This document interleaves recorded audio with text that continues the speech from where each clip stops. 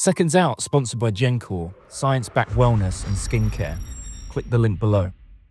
Before we shift the perspective over to Daniel Dubois, is there not a concern that the form for Fabio Wardley has been sure there have been wins, but the Hooney fight, he was being soundly beaten before he pulled that punch out. Parker, he took a lot and to then turn it around in the 11th round to deliver that finish there. Now he's going into Daniel Dubois, and that's what he's carrying into the fight. And secondly, also, the team in which he's taken into the fight is the same team who fought Daniel Dubois before, and they decided to, or asked Anthony Joshua in this instance to roll the dice most famously or infamously, which led to the end of that fight. So on those two perspectives, what's your thought on Fabio Wardley going into this fight?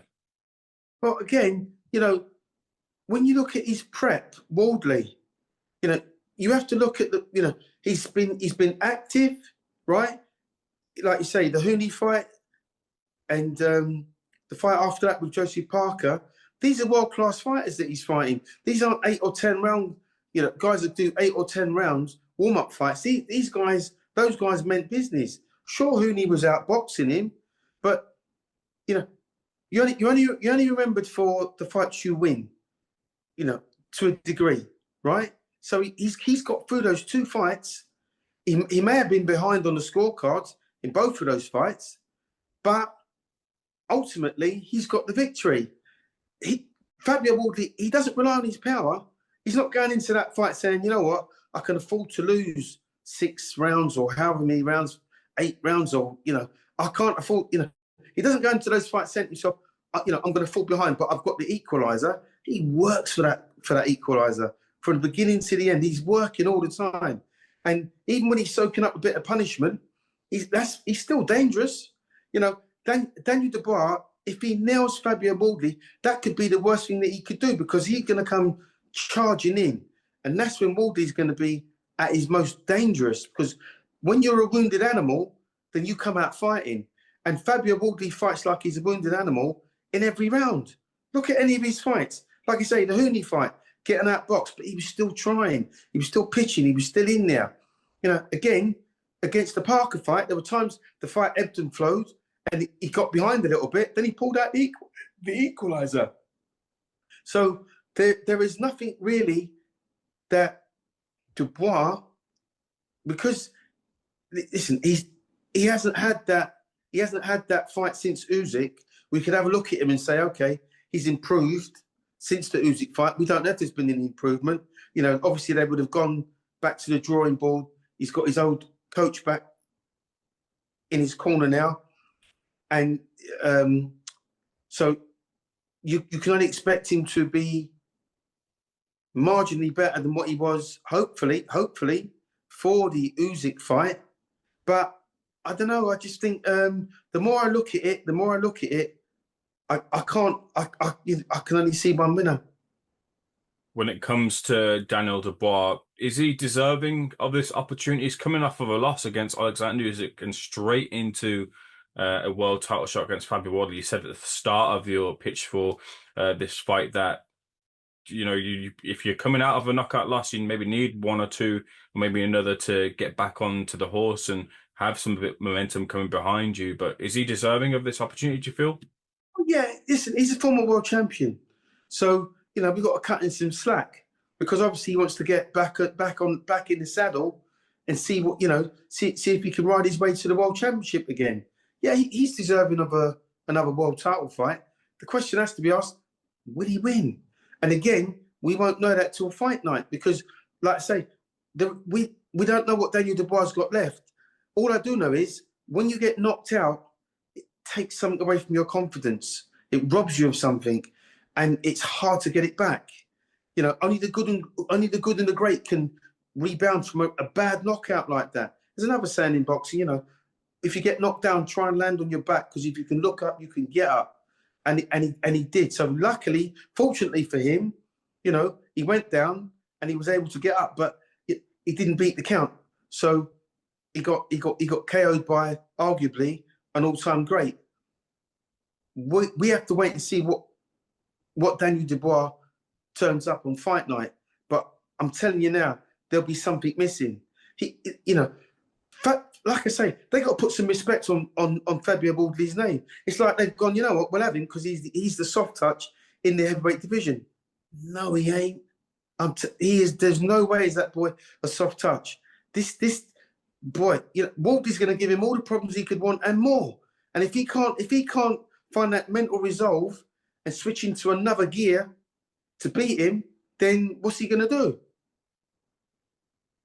Duke, obviously you've been in boxing for a long time. You got your gym in Croydon as well to Dukebox. Have you ever come across maybe when Dubois was younger or in his pro career, Daniel and his father, you had any kind of cross paths with them at all? I've never met Daniel Dubois. I've never met his dad. The father-son relationship that they have, clearly Dubois anchors on his dad. He needs that. Some guys can work with it. Some guys don't work so well with it. But it seems to work for Dubois because he's very dependent, I think, emotionally on his dad. I'm not saying it's right. I'm not saying it's wrong. It works for them. So, again, but, you know, when the bell goes, the old man takes a step back, the boy takes a step forward. His dad isn't in his corner.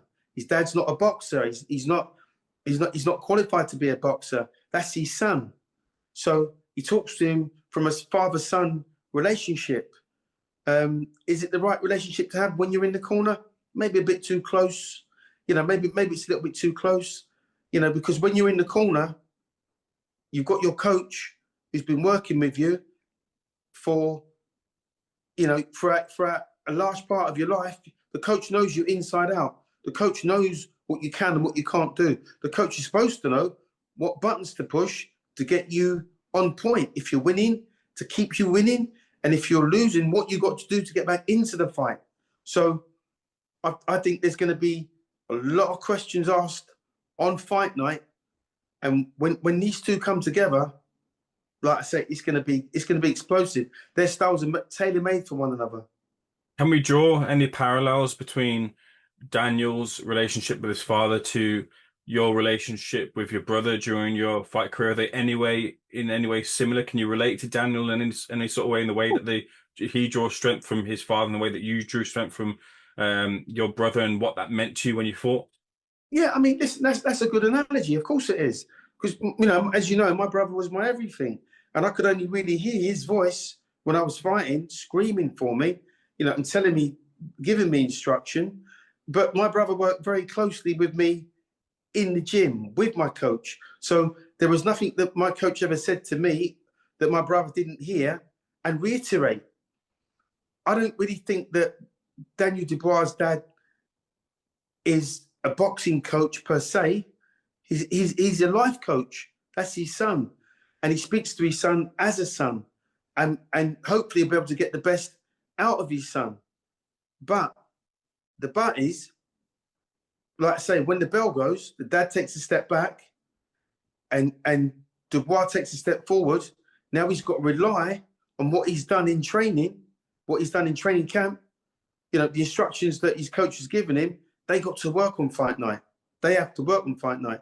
You know, I just think this is a really tall order. You know, if he had one the worst way, but two would have been better for him. You know, the first fight, because he's going to be a bit nervous, he's going to be a bit gun shy. When you get nailed with a shot, the last thing you want to do is jump straight back in and start dancing around because the wind blows and you take a clip and all of a sudden all the alarm bells start ringing. And with Fabio Wardley, once he smells blood, he just goes to town and he doesn't let you off the hook. So if, let's just say that happens in the first or the second round with Dubois, he's gonna have a meltdown in the middle of that fight. And I don't really think this one's going to end too good for him.